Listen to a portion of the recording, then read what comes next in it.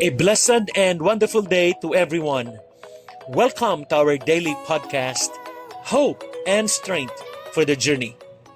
Our scripture verse for today is found in the book of Proverbs chapter 18 verse 21 says, "The tongue has the power of life and death, and those who love it will eat its fruit."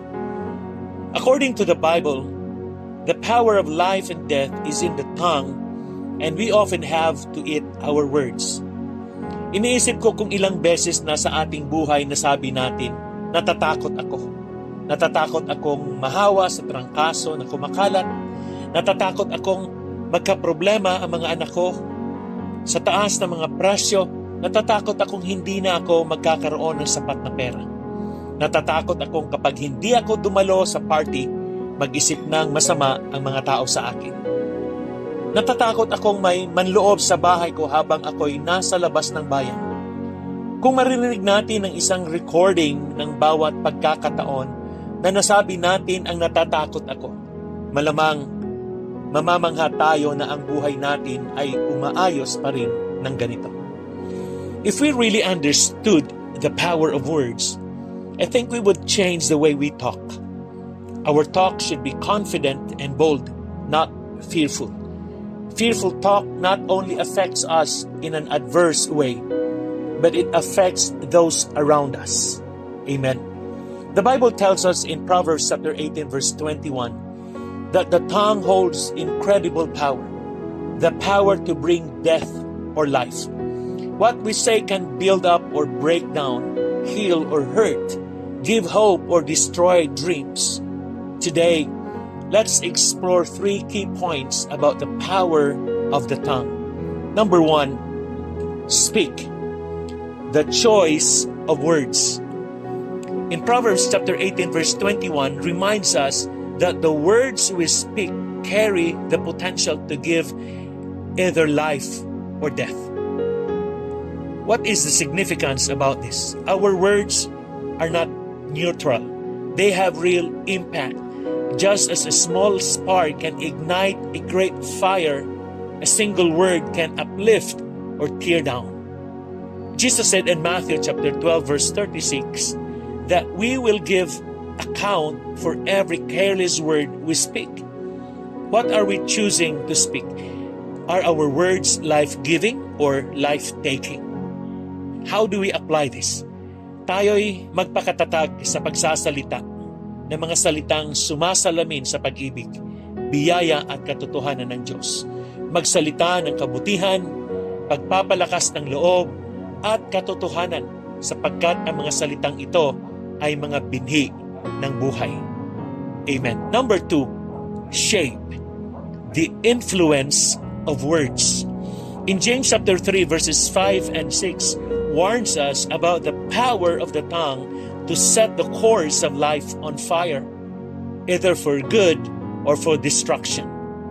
Words have the power to shape our relationships, our self-esteem, and even our future.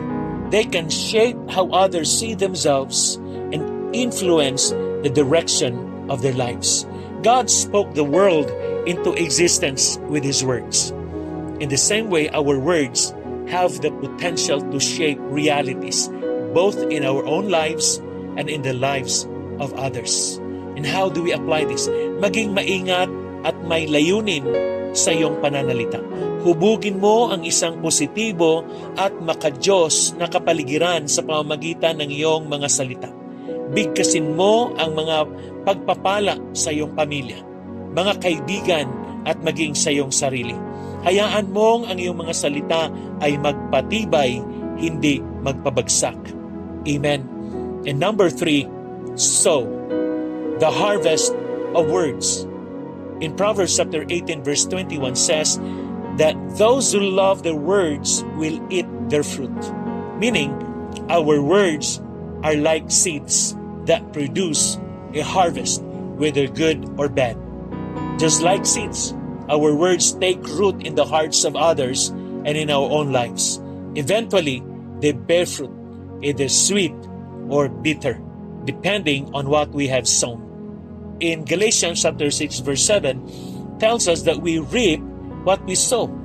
If we sow words of encouragement, peace, and faith, we will reap a harvest of life. If we sow negativity, gossip, or hurtful words, we will face the consequences of those sins. Amen. How do you apply this? Magtanim tayo ng mga binhi ng buhay sa pamamagitan ng ating mga dila. Gawing ugali ang pagsasalita na sumasalamin sa puso ng Diyos. Pumili ng mga salitang nagbibigay luwalhati sa Kanya at magtanim ng mga binhi ng katwiran sa buhay ng iba. Amen. And as I wind up, our tongues are small but mighty. As Proverbs chapter 18 verse 21 teaches, they hold the power of life and death. We must be mindful of the words we speak, for they speak life or death, shape our world, and sow seeds that will bear fruit. Let's pray that God would help us to use our tongues wisely, speaking life, truth, and grace into every situation. Choose to be a speaker of life, for in doing so, you reflect the love and wisdom of God Himself. Amen. Let us pray. Lord, thank you for reminding us of the power of our words. Help us to guard our tongues and speak only what is life-giving and honoring to you. May we use our words to build up others and glorify your name. Guide us to sow seeds of truth, love, and grace in all we say. In Jesus' name we pray. Amen and amen. Again, good day and have a joyful day ahead of you. God bless you and your family. See you again tomorrow.